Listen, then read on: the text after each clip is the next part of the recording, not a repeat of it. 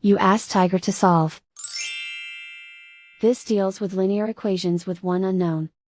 The final result is g equals -2.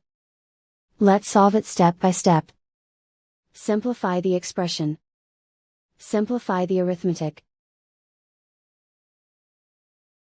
Group all constants on the right side of the equation. Subtract 8 from both sides.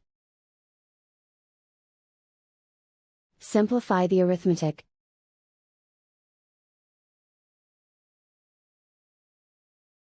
Isolate the g. Divide both sides by 4. Simplify the fraction.